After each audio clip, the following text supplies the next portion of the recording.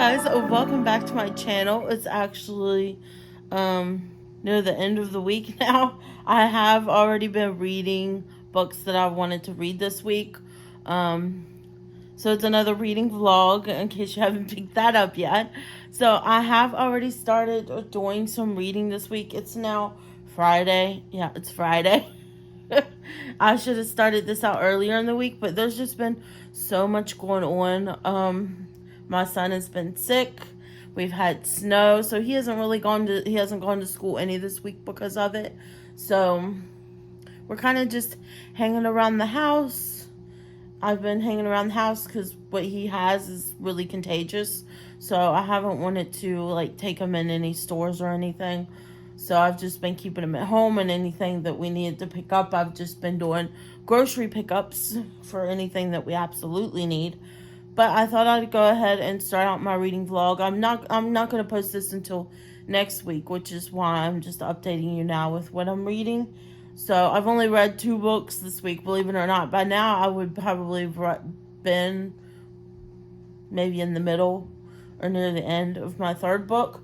But it has taken me a little longer to get through one of the books that I've been reading this week. And I think it's mainly just because my son's been sick and I've been tending more to him and everything. So I haven't taken as much time to read as I normally would.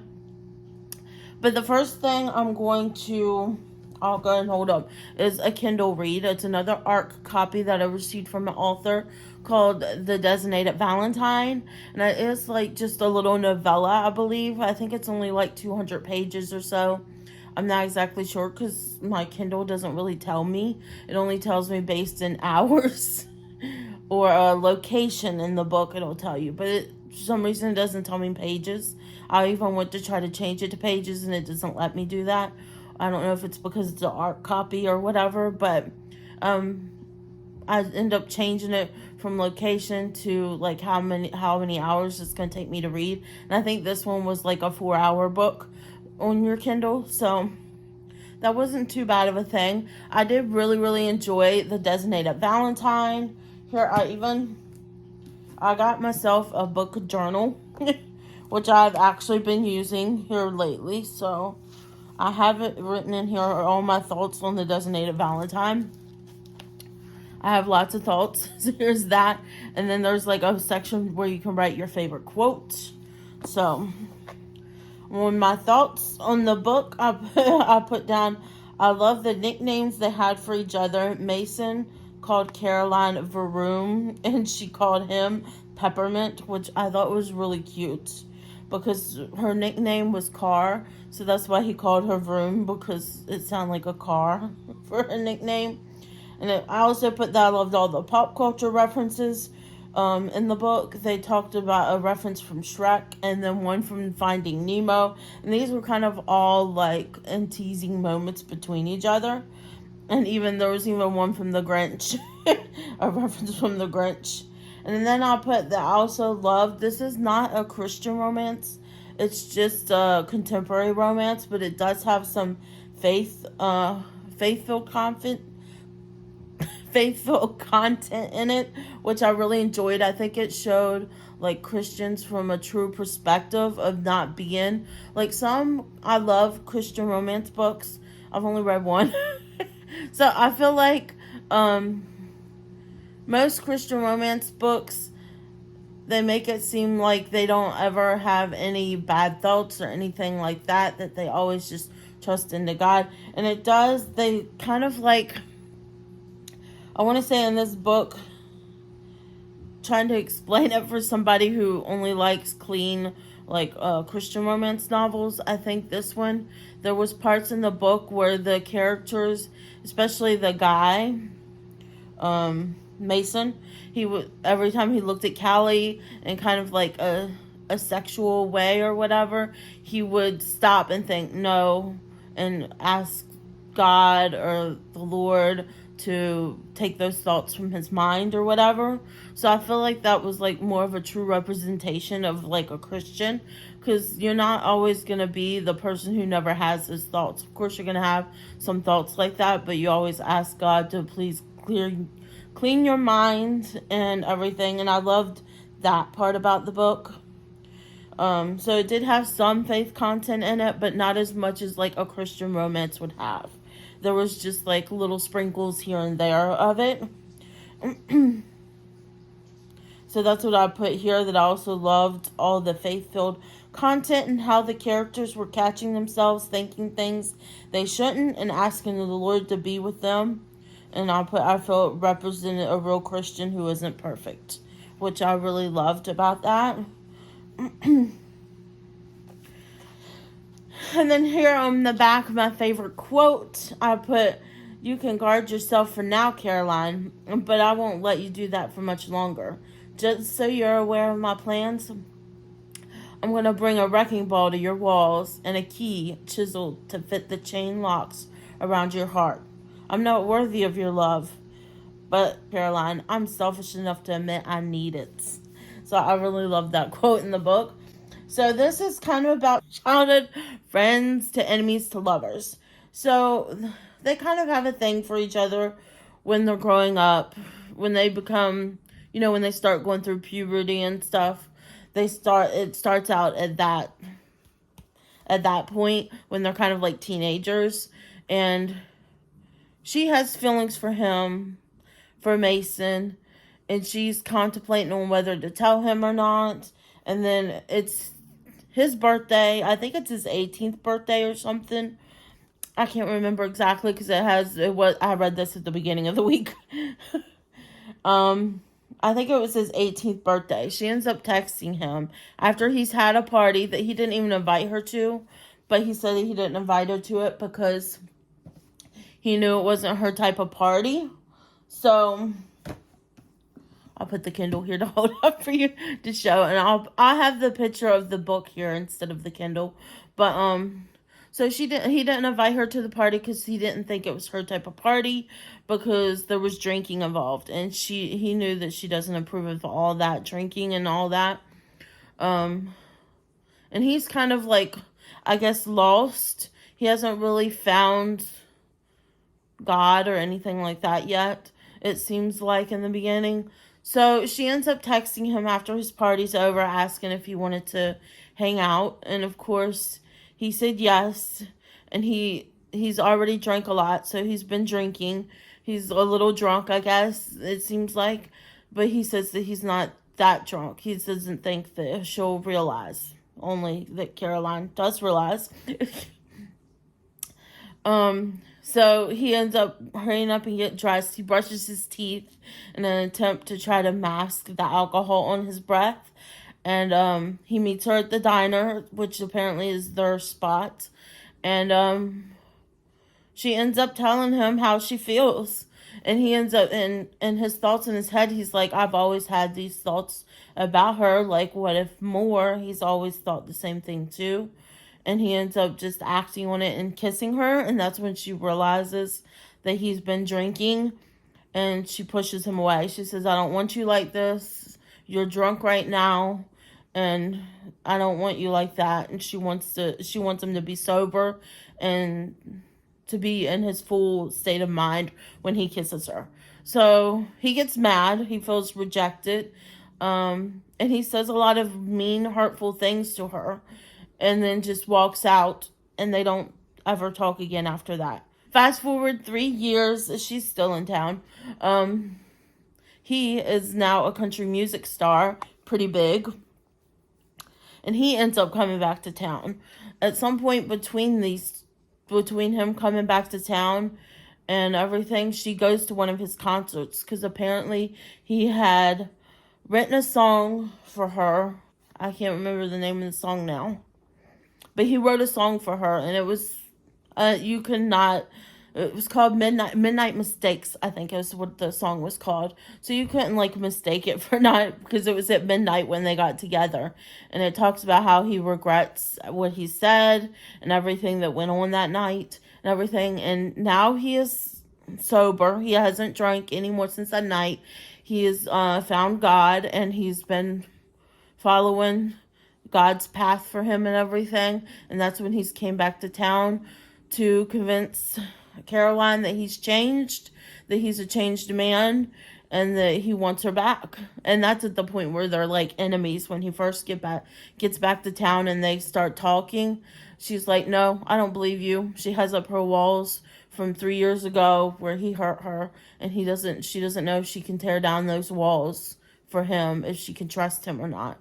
Um, Even though there's other people saying that he's changed, he's found God. Even her mom, I think it was her mom that was telling her that he's found God, that he's different now and everything. She has to, I guess, take time to get to know him again and really decide whether she thinks that he's changed and worthy of her opening up to him again. So it was a long description, but I really, really enjoyed this book. I gave it 5 stars, I believe. On my Goodreads, I was trying to think. On my Goodreads, I believe I gave it 5 stars. I should just look at my book. Yeah, I gave it 5 stars. You can tell right here it has the rating up top. So yeah, I gave it 5 stars, which I figured I would. So that was a really good book. I really enjoyed that, to the point where there's a book before this called The Designated Roommate, Designated something. I can't remember exactly, but there is a book that comes before this one. So this is like The Designated Valentine is like book 1.5. And I don't know if I think there's gonna be a second book too. So called The Designated something. I remember seeing about the author posting about it. But I definitely want to go back and read the first book in the series now. And I definitely want to read my ear's itching. I definitely want to read the second book in the series when it comes out. So I'm excited for that. I really, really enjoyed the writing. It was really engaging writing. It sucked me in. I kept reading until the very end. I really, really enjoyed it. And here I put I already moved it to my next book review, which I haven't even I just finished this book today. Okay, the next book I've read, and I just finished this book today, is Kingdom of Sweets by Erica Johansson. I've had this on hold at the library, waiting for it to come in for a while. I guess the library was waiting to get their copy in before they could put it on the hold shelf for me.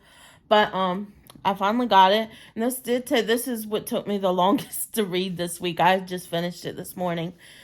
My son went out to clean off the car from the snow, so I thought I would take time to film this a little part of this reading vlog and talk about, because I have to talk about this book. I felt like I needed to talk about this book too. I think so many people just didn't like it, and I don't understand why. In my opinion, I really enjoyed it. I really connected with the main. It's about these twins. So here I put my thoughts on this book I'll go ahead and read you what I put as my thoughts on this book in my little book reading journal. You can tell it's been a week. So I put, this book was dark, twisty, and ominous, and at times creepy. It truly was. It was almost like a fantasy horror book to me than just fantasy. This is a Nutcracker retelling, in case you didn't know. Which, honestly, if I'm being honest, I don't really truly know the Nutcracker tale. Like, I've seen the Nutcracker in the Four Realms from Disney, which I really, really like that movie. But I've never, honestly watched the Nutcracker ballet or anything like that. I love the music. I think the music is beautiful. But I've never actually seen the ballet. And I don't really know about the story. But maybe that's why I end up liking this book. But it does have, this book definitely has a darker, creepier vibe to it. I found it really interesting and different. I did in the beginning find myself identifying with Natasha and her feelings growing up. She felt very jealous of her sister. So they're twins, but Natasha's described as the chubbier, uglier sister who wears more darker clothing, think more gothic or emo or whatever. And then her sister Clara is like complete opposite. She is the skinny, pretty, wears a whole bunch of colors, has a bubbly, more personality, you know, complete opposites. They're complete opposites. And not many people pay attention to Natasha, but everybody pays attention to Clara and what she wants. So of course it surrounds around a guy that Natasha likes, but he doesn't see her because he's noble. This takes back place in like the 1900s, where it's the Victorian Regency era, where it's like looked down upon if people get pregnant out of wedlock and if people have sex outside of marriage and stuff like that. So it definitely is in that vein. So it's pretty much these twins.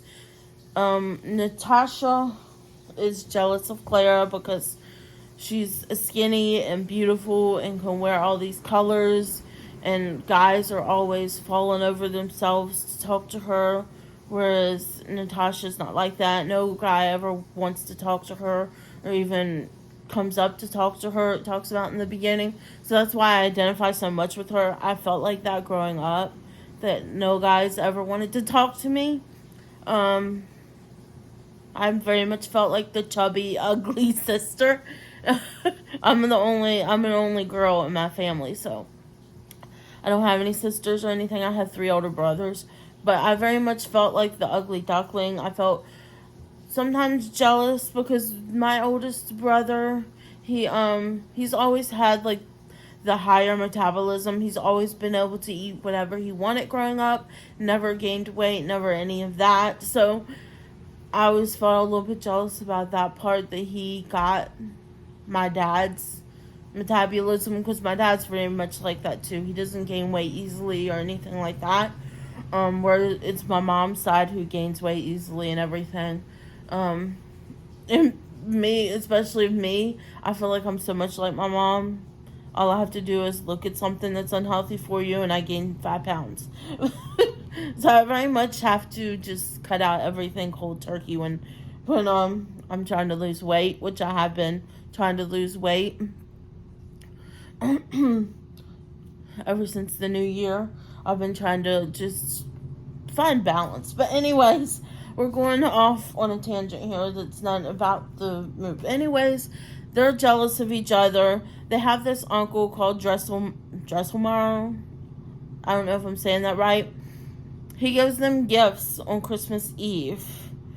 The gift he gives her, Natasha, is a clown who tries to kill her. It comes to life and tries to kill her. He gives her sister, Clara, this little nutcracker, which is just a small little toy.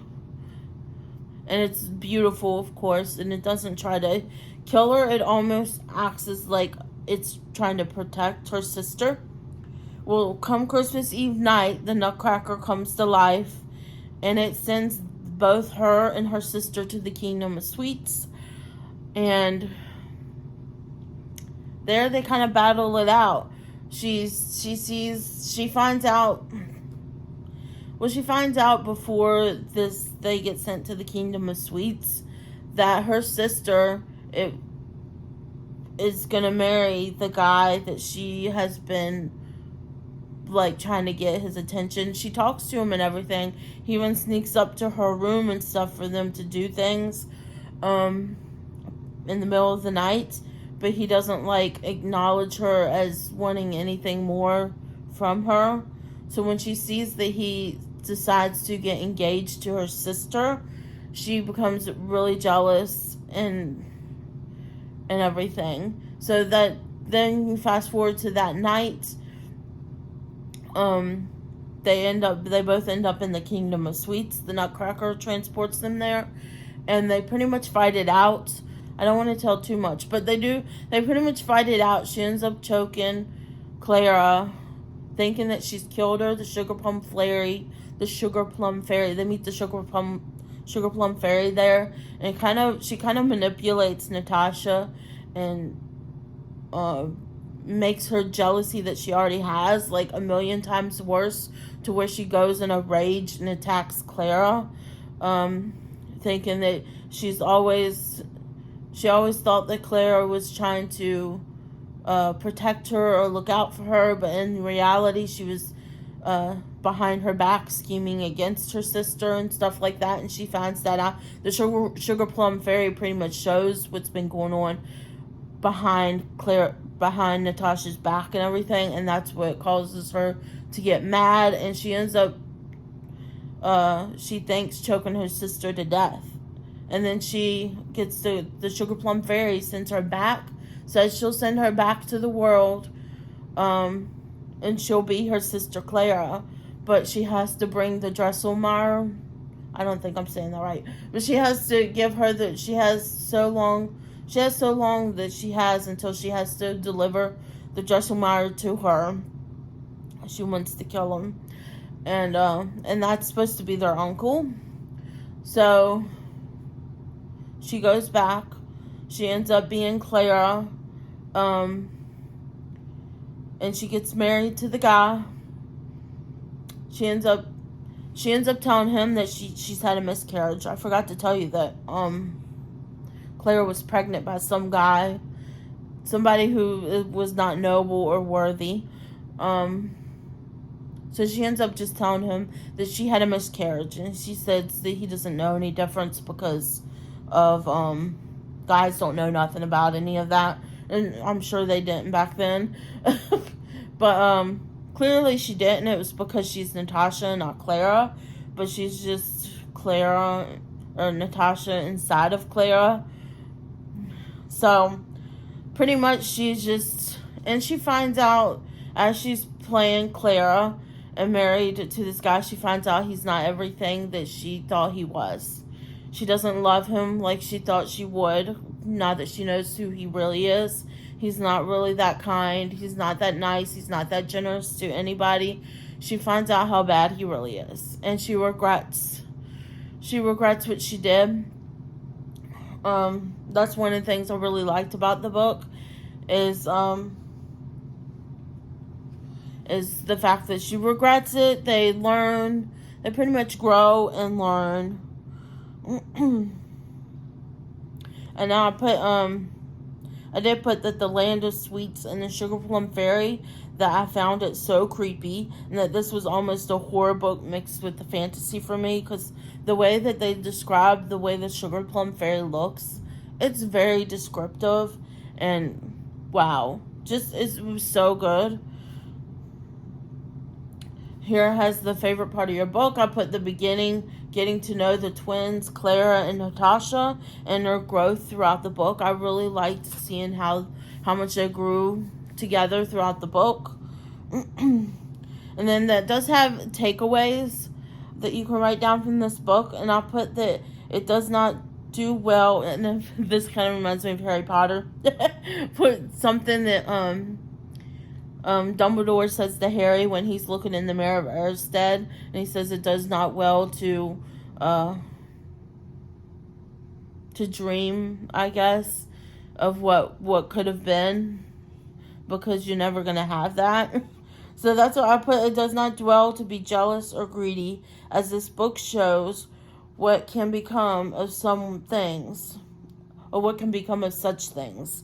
It also showcased the good versus evil also, which made me think of like God versus Satan. And they do talk about the devil in this book, and about the Sugar Plum Fairy being the devil in this book. So this book was very interesting. It's definitely a dark, twisted book. It's definitely dark, and I could feel it when I was done reading it. I just felt like this heaviness, and I feel like you definitely, if you're going to read this, you need to read something that's light and fluffy afterwards. Because I gave it 4 stars though. I did put that in my book journal. 4 stars. I really enjoyed it. I loved seeing the character growth between Callie and her twin, and I did like the way the book ended and everything. I just really enjoyed the book. It was something unique that I haven't read before, so I really enjoyed it. I don't understand why some people are just like, it was just okay. And then I think one person I said it reminded them more of Alice in Wonderland than the Nutcracker, which I don't really get that. Maybe it's because they were transported to this other land. I don't know. But anyways, I really enjoyed this book. I would give it 4 stars. When I wasn't reading it, I was thinking about the book and everything. So that's when I know it's a book that I like. If I'm not reading it and I'm still thinking about the book and wondering about the characters and wanting to go back and read it more, that's when I know I'm enjoying a book. So yeah, I really enjoyed it. 4 stars.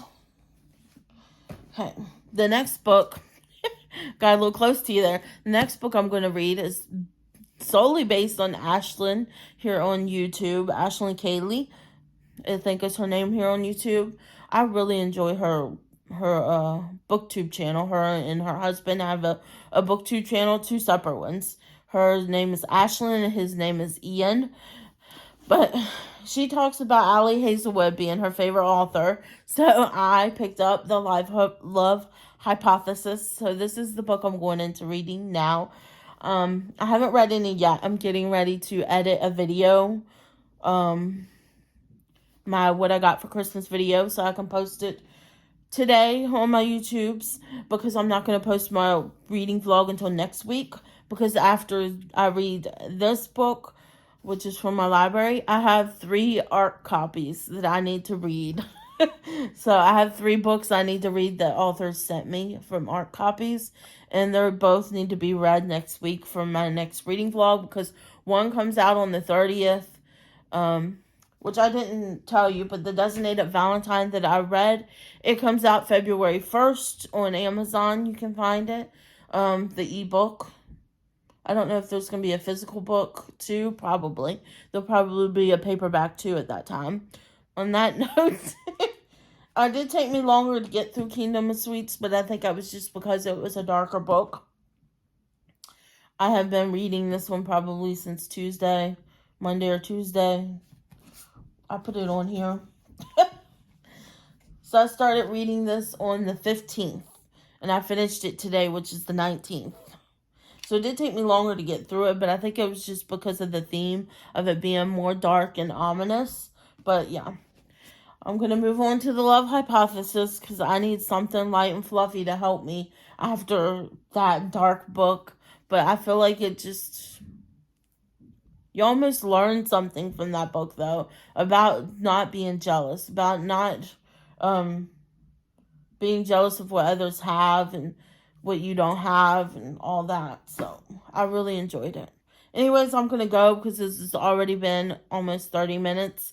And looks like it's going to be another long reading vlog next week. So look forward to that with lots of ARC copies, because I have some from some indie authors that are books that I've really been wanting to read. So I'm like excited to read some of these books, because they were books that I wanted to read and I just haven't had the money to get them. So it was nice that some of the authors sent them to me so I could read them and review them. So I'm going to review them on Goodreads and Amazon. And I'll have a review on my Instagram. And then, of course, I'm going to have this reading vlog that's going to have them in it too. So I'm going to go ahead and go so I can start editing my video so I can post it today. And yeah, I'll see you guys probably when I'm done reading this book.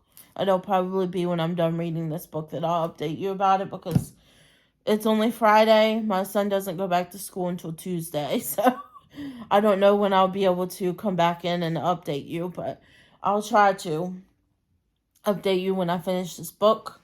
And I'll try to hopefully get some clips of me reading my ARC books on my Kindle. So we'll see though. Hopefully that'll work. Bye guys.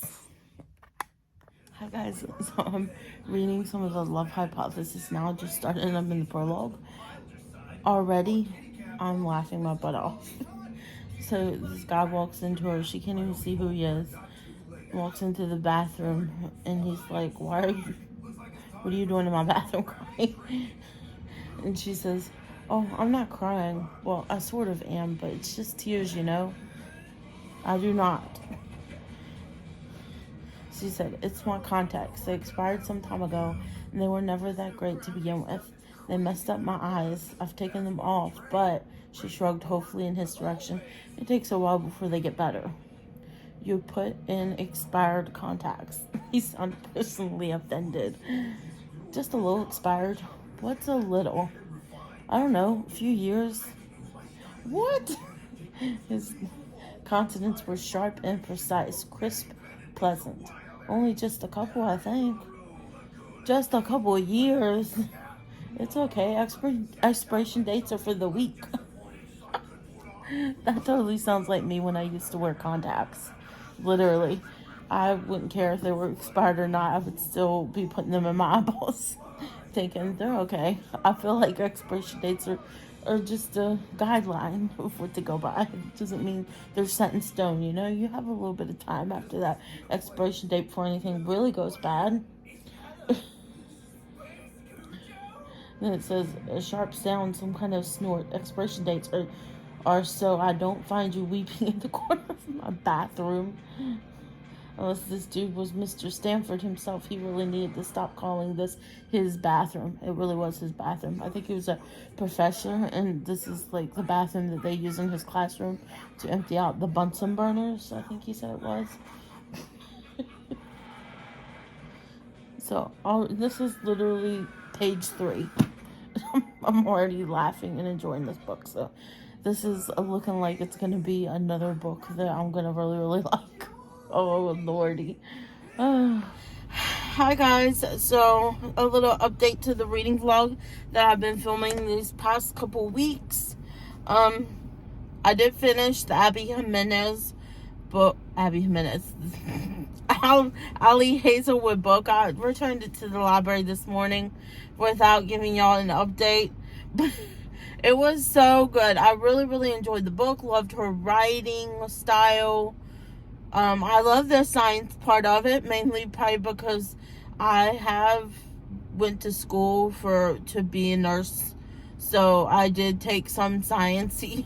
You know, you have to take chemistry and physiology and stuff like that to be a nurse. So I have some knowledge, I guess, in the STEM field, but I never finished my nursing degree. Long story short, I let guys get in the way of me ever finishing it. So I never finished.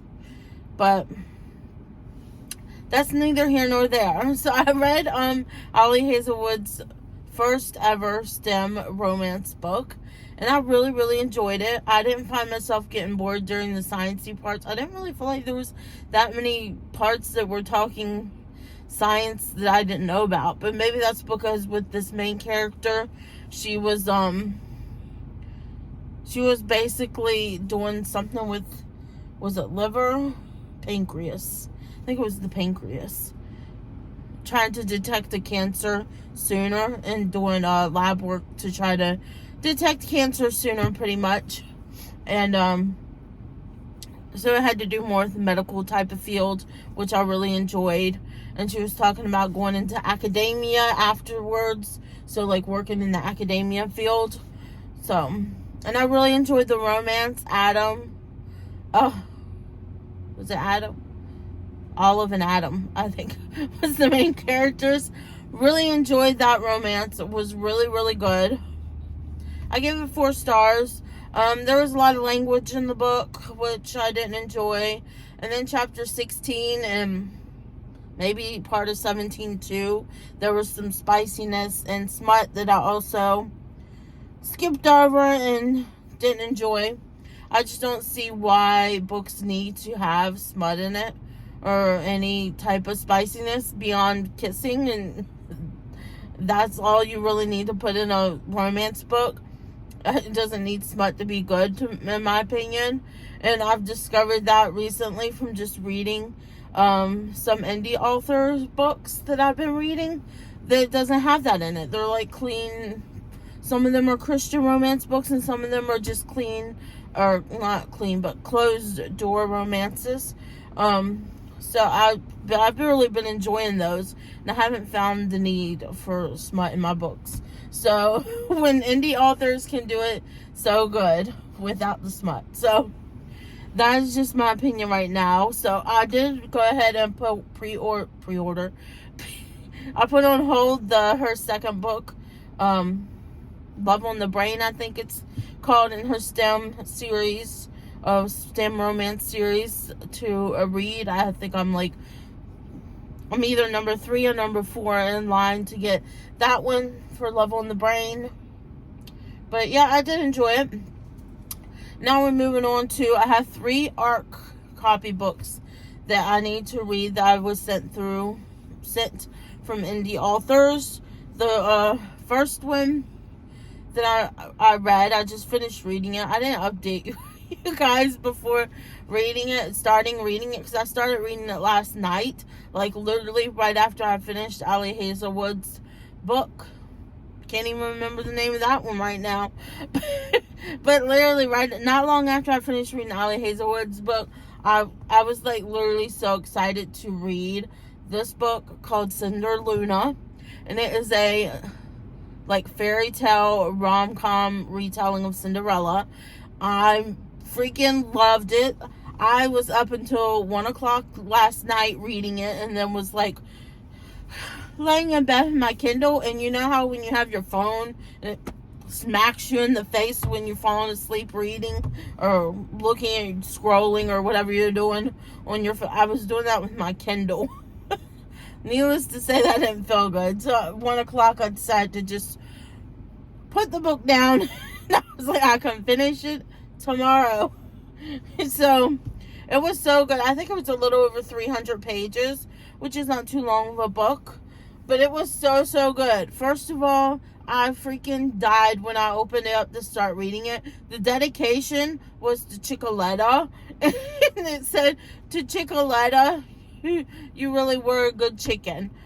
My son loves Paw Patrol, so when I read that, I was like, okay, what's this book got to do with Paw Patrol and Chicoletta? Turns out the main female character in the book, she has a chicken named Chicoletta. Her name is Luna. So, as in, I guess like a play on Cinderella, but her name's Luna, like the moon. But yeah, long story short, she has a chicken. Apparently where her family lives, they live in California, and they have like a small farm where they live, where they have chickens. So, which is actually becoming pretty common today for people to have chickens at their house. My sister-in-law, on my husband's sister, she has chickens. She has a lot of chickens. They get their own eggs, fresh eggs and everything from them. But yeah, I really enjoyed the book. So I already started off good. When I read that, I was dying laughing. I went straight to my book reading journal and wrote that in my journal, that I just love that there was a dedication to Chicoletta, because my son loves Paw Patrol and Mighty Pups, and we're always teasing, me and my husband are always teasing him, going, Chicoletta, Chicoletta, when he's watching it. It's funny. The mayor has a chicken named Chicoletta. But it's just so funny. So that right there got me. I was already like, oh, this is gonna be a good book. I can already tell. And it was so good. Marie Soli. So I'm gonna have a picture of the book up here while I'm talking about it, so you can like see the name of the author, because I can't say her last name, but she is so sweet. I already sent her like a message telling her how much I was loving the book, and I was almost finished it, and I couldn't wait until more books in the series, which there's a book that comes before this one called Milk and Cookies, which I'm going to read once I'm finished my ARC reads. My 2 other ARC reads I have, I'm going to start reading that. But pretty much this was about Luna. I forget what her name is, and she's a gamer. She plays games online through her computer, and she is friends with this guy. Her name was Star something Star. His name is Midnight. So his name is Midnight on the games, and they've been gaming forever. But it starts out with her leaving her family to go to a new place, a new town to live with her best friend, because she wants help planning her wedding or whatever. So she's moving to a new place where she doesn't know anybody but her best friend, just so she can help her plan her wedding, which I think is so cute. And she's on a train, taking a train there, it seems like. And there's a baby crying, and she offers to help the woman out. She says that there was only one first class ticket, and her husband's in first class, because she didn't think the people in first class would enjoy a mom and her baby crying when they paid so much money for first class tickets. Which she's like, oh, I understand. I have, she was telling her, I have sisters, and I used to help take care of my youngest sister when we were growing up, so I have some experience with babies. Do you think she'll mind if I hold her? And she starts, so she said, okay, I'll give her to you and we'll see. So she holds her, she starts crying. She gets up and she does this, like, the bouncing motion that is known for help stopping a baby from crying. I've seen a doctor talk about it. It's like a squat motion. You do a deep squat and jump back up until they stop crying, and it stops the baby from crying and falls asleep on her. And when she turns around to go hand the baby back to her, that lady's husband is there, and he's like, oh my gosh, you got him to sleep. They were so happy with that, with her, that they offered to switch seats with her so she could ride in first class, and then he would just stay back there so he could be with his wife and the baby. And she was like, oh, I don't know. I don't want to take your first class ticket. That's so expensive and everything. And he says, no, please take it. I'm so grateful that you were able to calm down the baby and put him to sleep. And it was like in a deep sleep, knocked out. But so eventually she said, okay, thank you. And then he calls the attendant or whatever over so they can switch tickets, and she takes her to the first class seats and she sits down. And then this handsome guy comes over, and I just read this book and I cannot remember Henry, that's his name. I couldn't remember at first what his name was, but we have Luna and we have Henry, so it was Henry. And they just sit down and they have the best chat. It's a 3-hour train ride to this new town, and they talk the whole way. She ends up falling asleep on his shoulder, and when they part ways, he kisses her, and he leaves off of in his car. Turns out he's just gonna be like at the next town over, which is more of a city than a town, and where she's staying is like a small town, and that's where his aunt lives. So essentially they hope they can run into each other again, but they realized when they left they never got each other's names. So they don't have each other's names. They don't have each other's phone number. Nothing. So she just knows that his aunt lives where she's going to be at. So she's like, well, then he'll probably come visit his aunt and maybe we'll run into each other then. So she keeps looking out for him to come. And it finally comes to the pumpkin patch.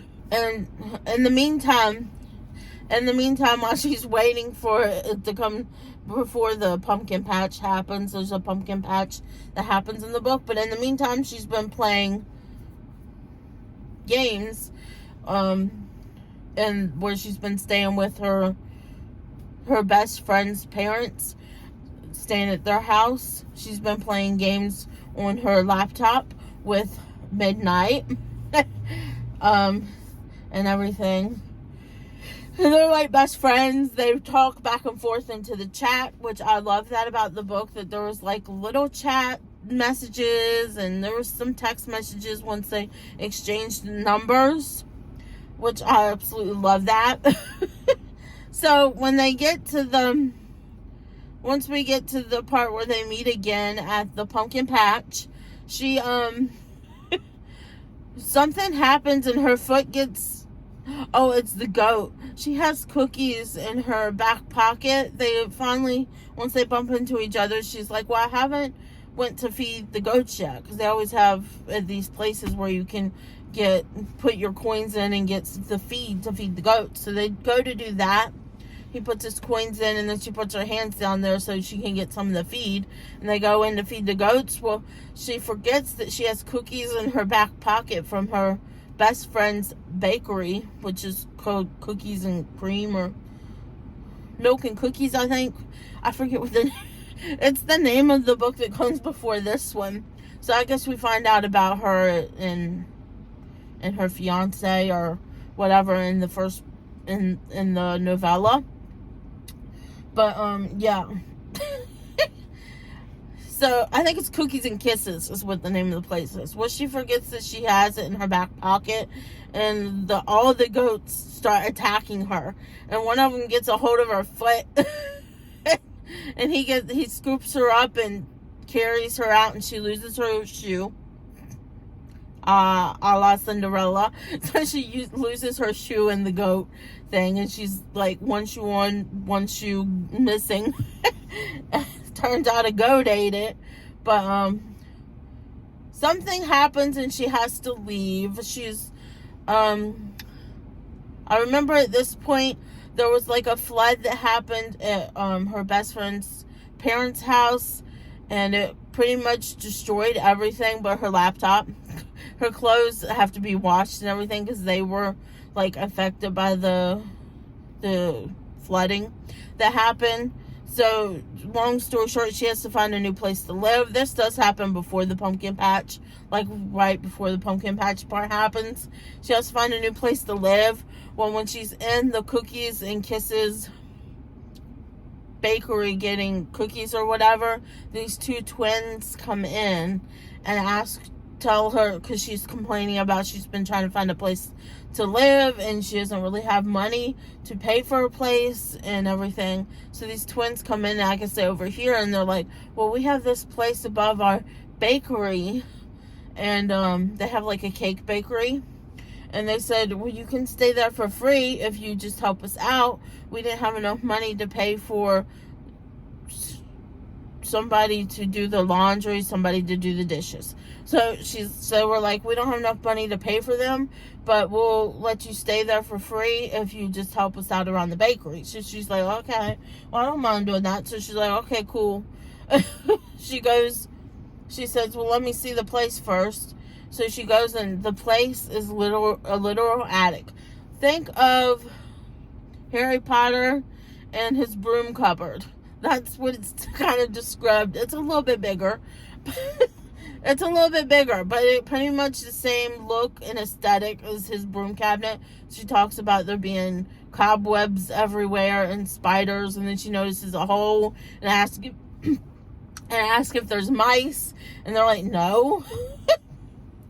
Well, so she starts staying there, and they turn out to be like the evil stepsisters from Cinderella.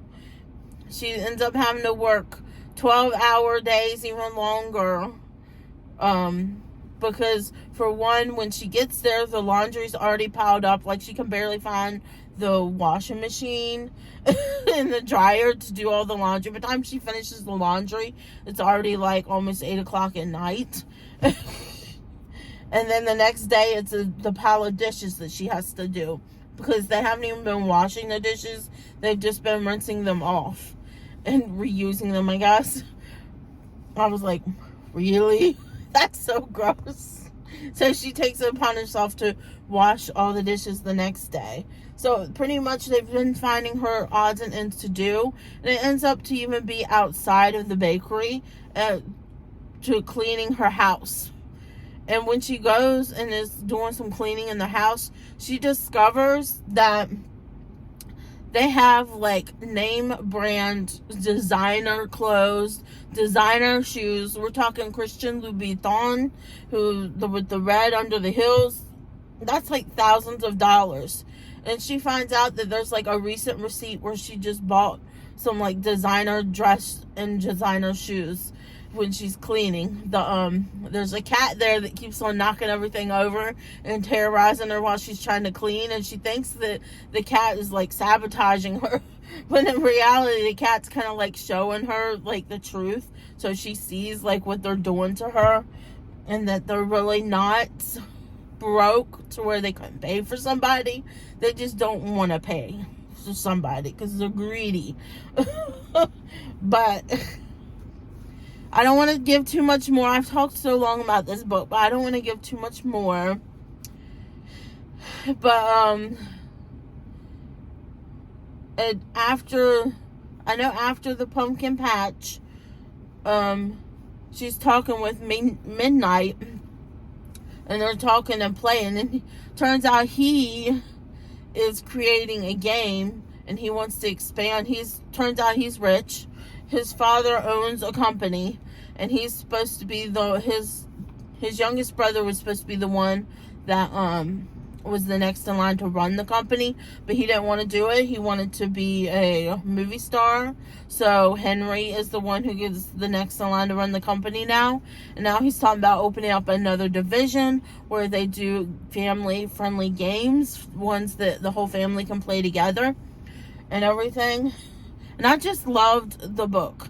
So, long story short, she has like a degree for graphic design, I think she says it was, in gaming. She went to school for that.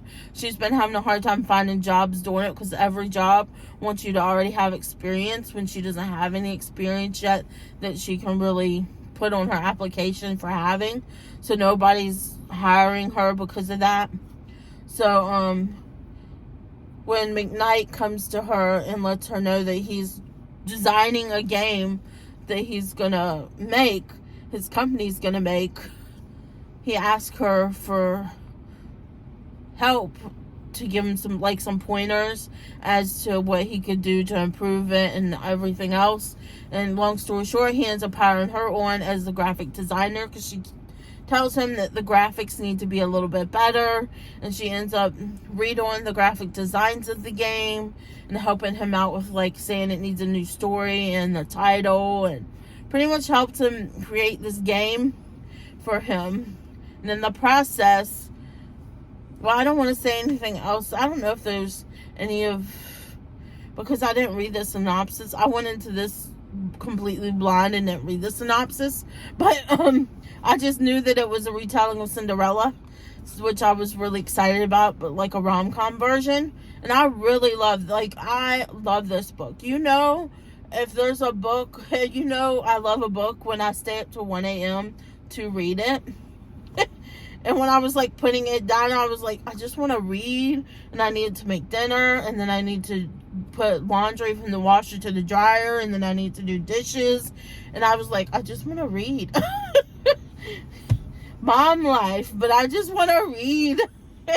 So that's why I spent up till like 1 a.m. reading this, and then I just finished this not long ago. 5 stars, people. I cannot wait to write my review for it. I'm going to do that probably when I get home.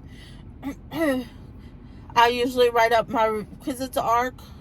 The author provided me an advanced reader copy for my Kindle in exchange for my review. So I'm going to write up my review. I write it on my iPhone under my notes app. I have a note section for book reviews when I put book reviews on my Instagram. So I'm going to do that and get on Canva and I already started making a graphic on Canva. I just need to finish it.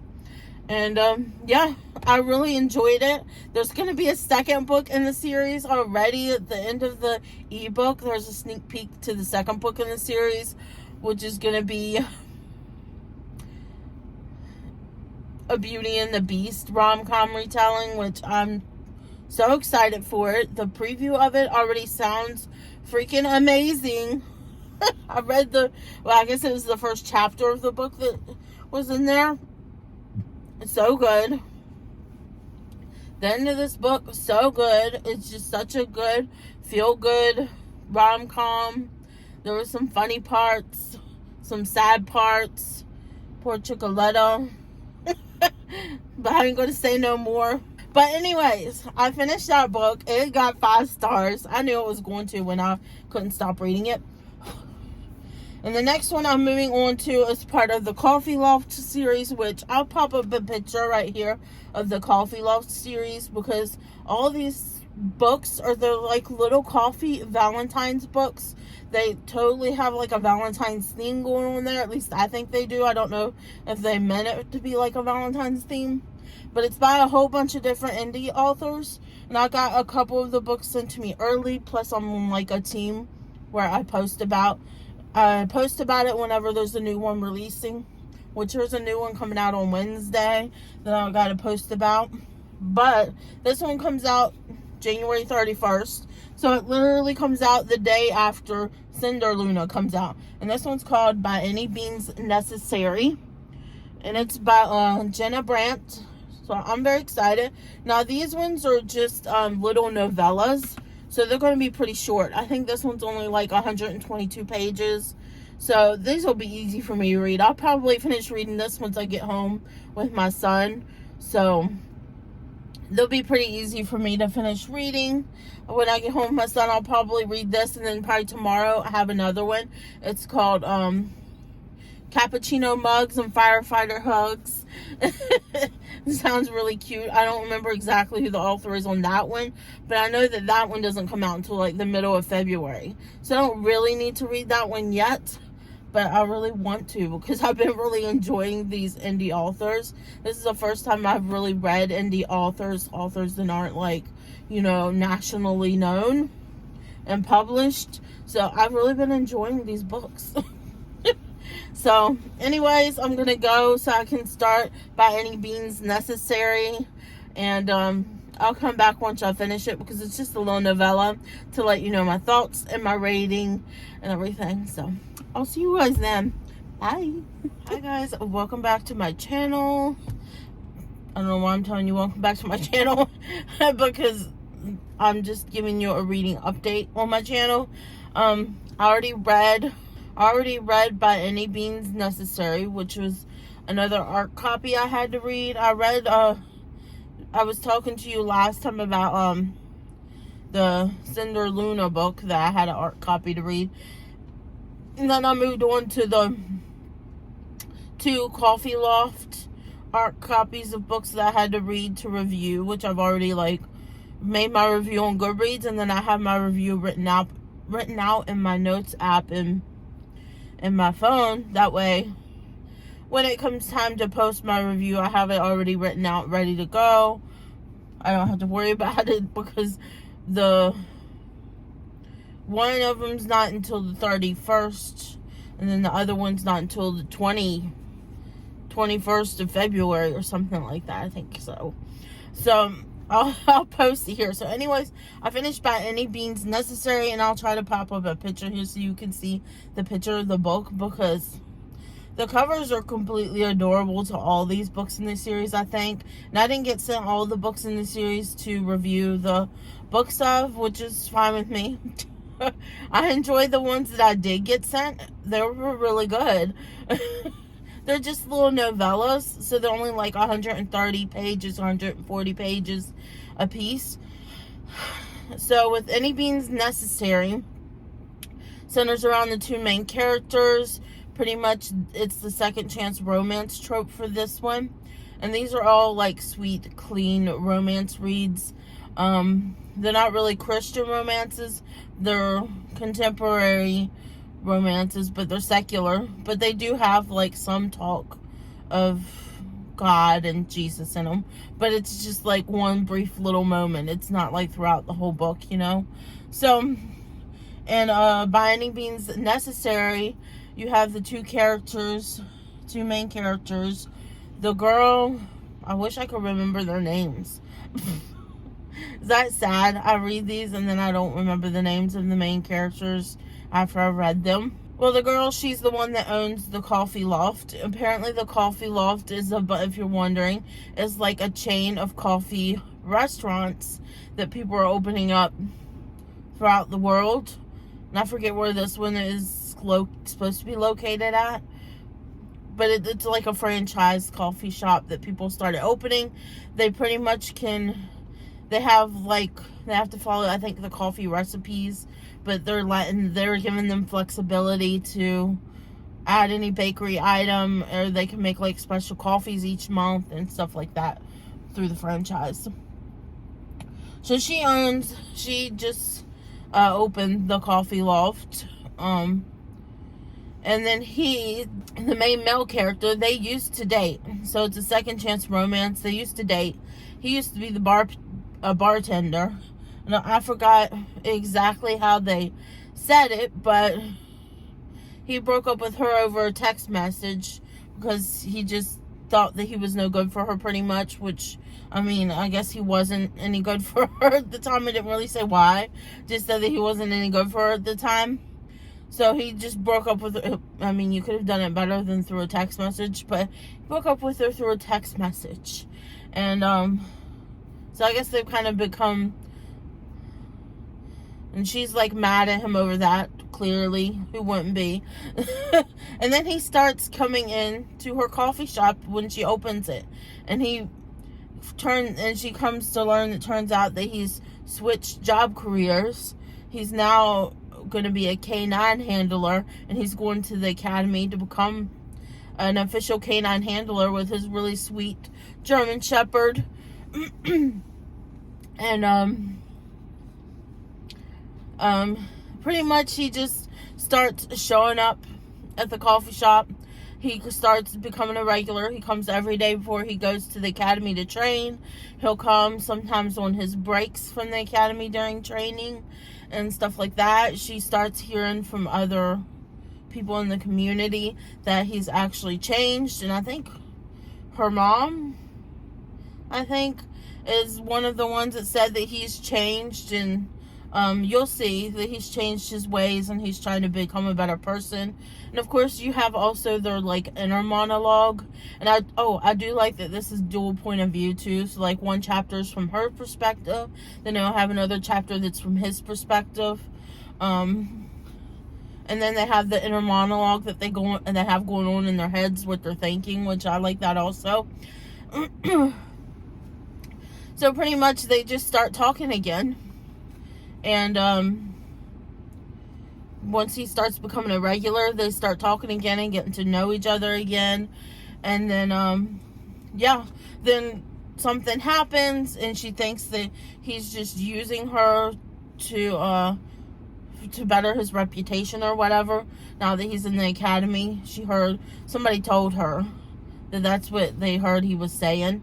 And it ends up doing the third act breakup, and they end up breaking up or whatever, and she's really upset and he's really upset. So yeah, it was a really short, sweet novella. It does talk about him also. At one point he starts attending church to also to keep bettering himself. He starts attending church until they have their third act breakup. And then it talks about when he's like moping around because she broke up with him. He's kind of like moping around and not talking to anybody. That's when they say something about he hasn't even been to church in a few weeks or whatever since the breakup. So yeah, it was really, really sweet. I love the romance. I gave it, I believe, 4 stars on Goodreads, which is a good rating for me. But then I was reading one of the quotes, and I wish I could read it to you now, but the quote is on my phone, and I'm recording on my phone right now, so I can't. But afterwards, I was reading a quote from the book, my favorite quote from the book. If I find a quote that I really love, I save it so I can put it in my review as like one of my favorite quotes from the book. And this one had like such a good one that I was like, maybe I should have rated it 5 stars. I mean, at some point, I think I only rated it 4 stars because I've been reading so many books this week. I was, at some point, starting to get a little tired of reading romance, and I love romance, but I'm wondering if that affected my score. So I might change my score to 4.5 or maybe 5 stars because I did really enjoy the book. I liked both characters. I love a police officer and a person in uniform as a main character in a love story. I just think so swoon worthy. So there was that one. After that, I read Cappuccino Mugs and Firefighter Hugs. That one, this one, when I think about it, I really, really love this one. This one had a funny element to me. I was like laughing out loud at some of the things they were saying. Phrases, like she dropped something, instead of saying bad words, she would be like cupcake liners. And stuff. And if she was got surprised by something, she would make like cappuccino latte or something like that. It was cute little funny phrases like that throughout the entire book, that instead of saying bad words, they were saying those cute little phrases, and it just made me crack up. But this one is between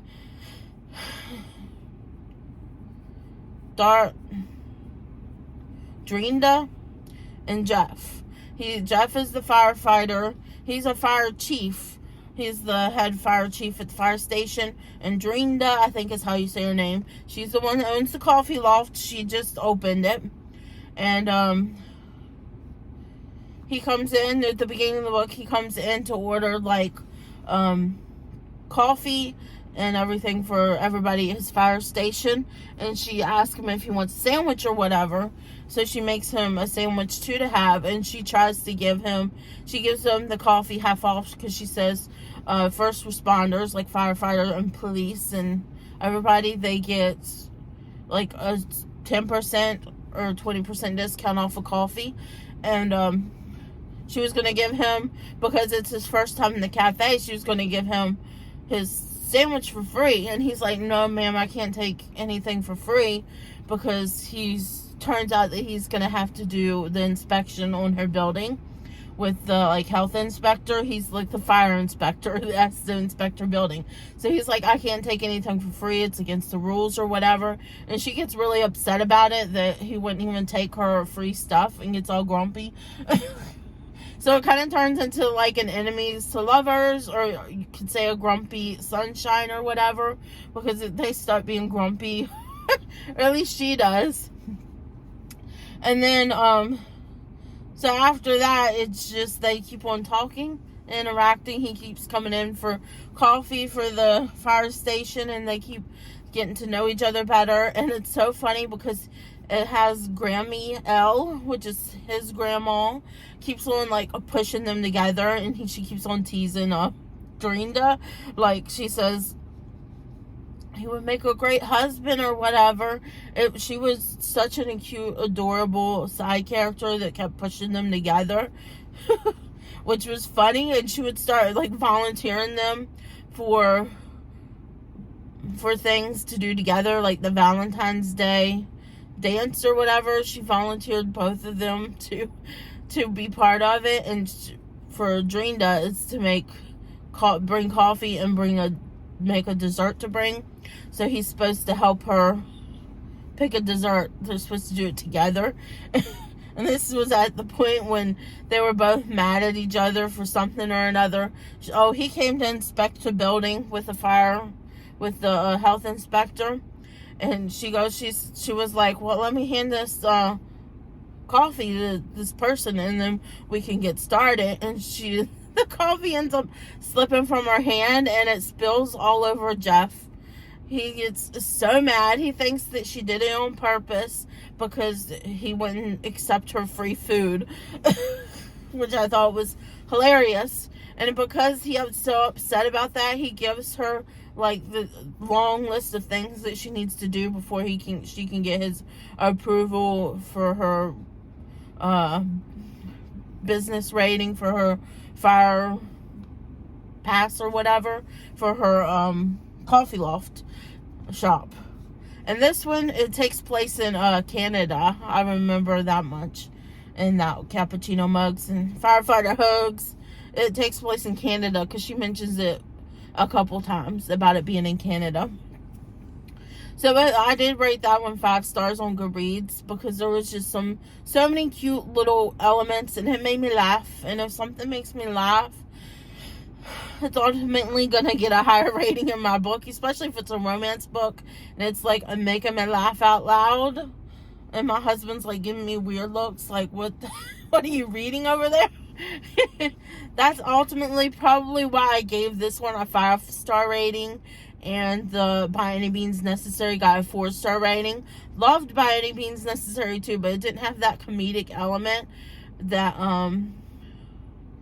Cappuccino Mugs and Firefighter Hugs had. So I definitely would recommend it. I came away from Cappuccino Mugs and Firefighter Hugs feeling like I wanted the story to be longer too. Like, when I was at the end of it, I was like, that could have been longer and I wouldn't have minded it, because it just had that element that made me laugh and kept me, I don't know.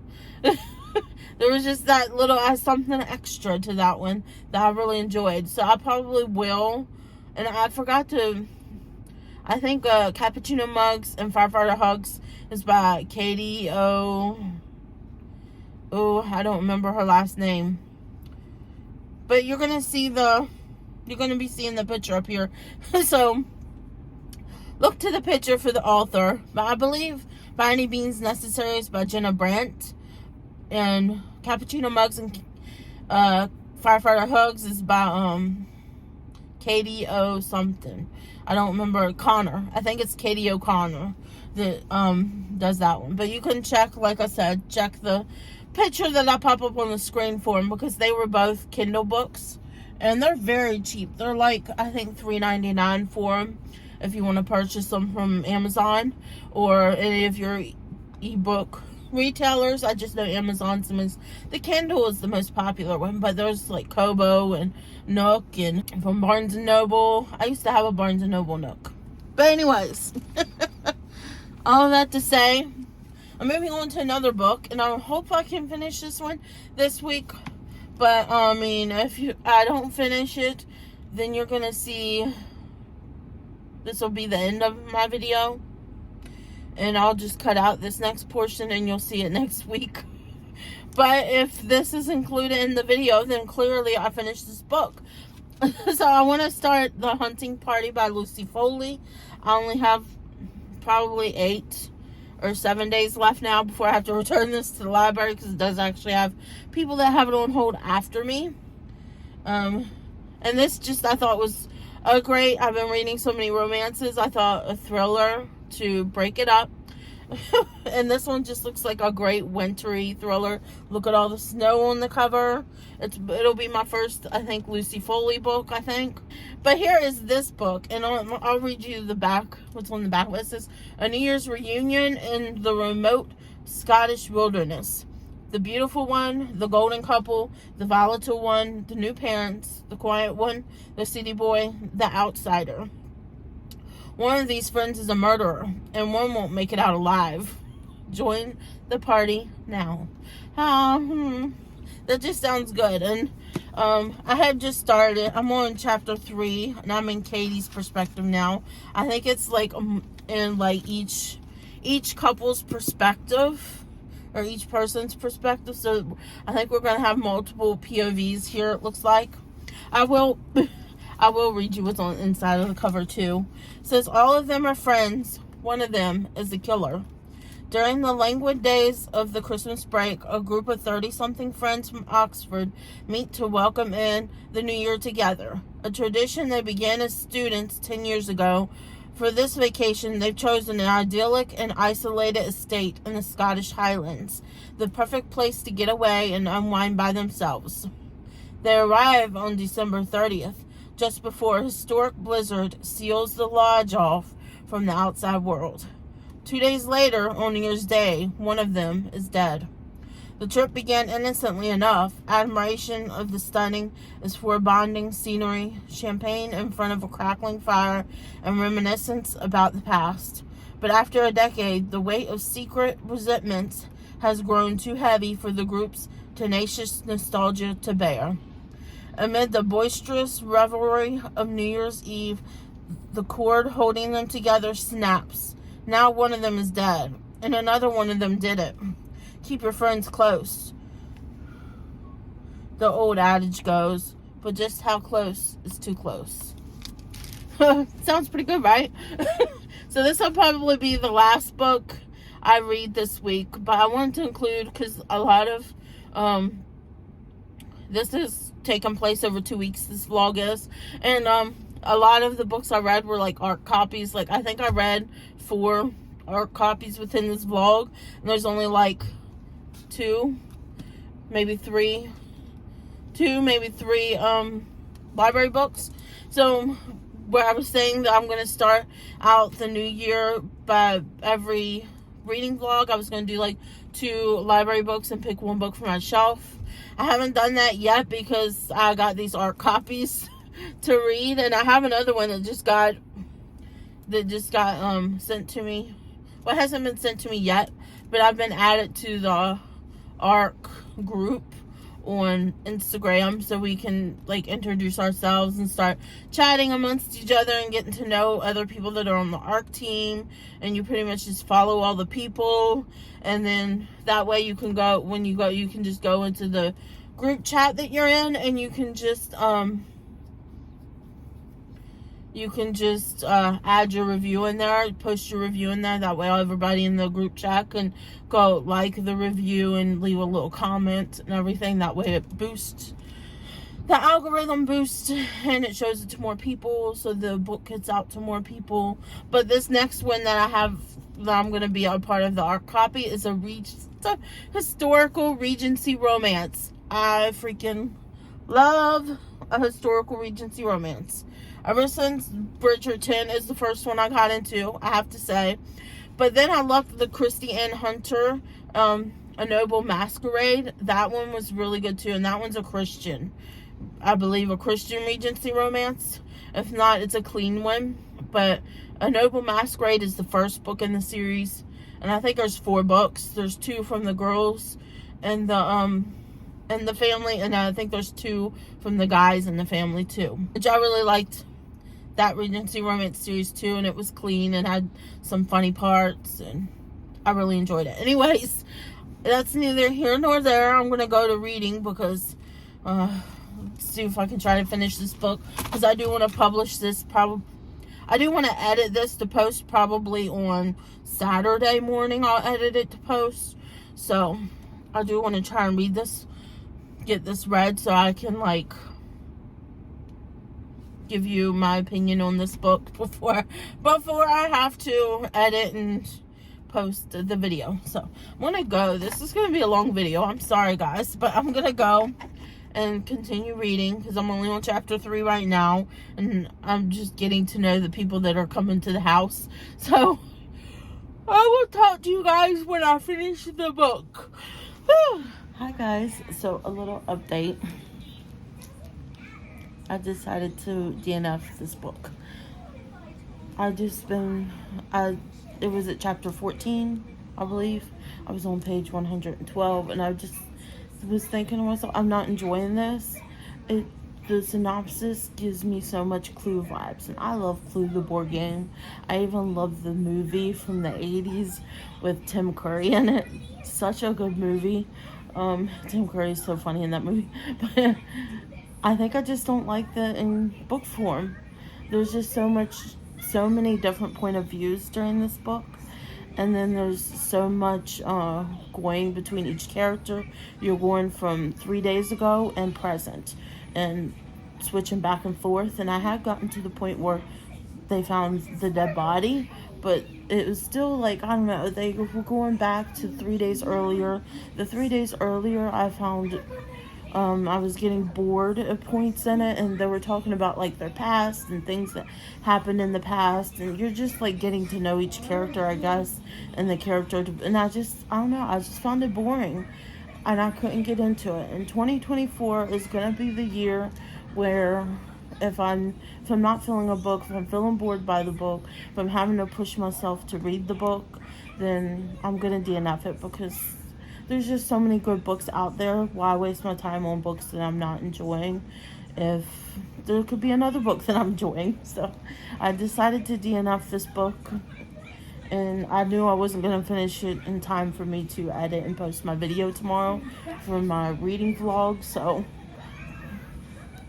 just, I wasn't getting into it. I was having to listen to like some ambiance of like creepy music to get me in the mood for reading it, and it just wasn't working. I just didn't care. I didn't care about the characters. I just not for me. So, anyways, that is it for my video this week. I hope you guys enjoyed this little reading vlog. I know it's a little bit longer because I did talk a little bit longer about some of the books, the ones that I really, really loved. I talked a little bit longer about, so I feel like that's okay. Also, sorry if you're hearing a background noise. That's my son watching Spidey and His Amazing Friends, his favorite show. But I wanted to go ahead and give y'all this update so I could go ahead and close out the vlog, and that way in the morning I can start editing it so I can post it tomorrow. So I hope you guys enjoyed this video. You have to let me know down below if you've read any of these books besides the art copies that I included in this video. If you've read any of the books that are not art copies, and you'll have to check out the art copies because I genuinely enjoyed every single one of them books, and they should be coming out soon. I think I told in each one like what date they're coming out. So yeah, I hope you guys enjoyed this video. If you liked it, please give me a thumbs up down below. And if you're not yet subscribed, I would greatly appreciate it if you consider subscribing to my channel. And next to the subscribe button is the bell. You can ring that to be notified of all my future uploads. And I hope you guys are having a great day, night, weekend, whenever it is you're watching this. And I'll see you guys next time. Bye, guys.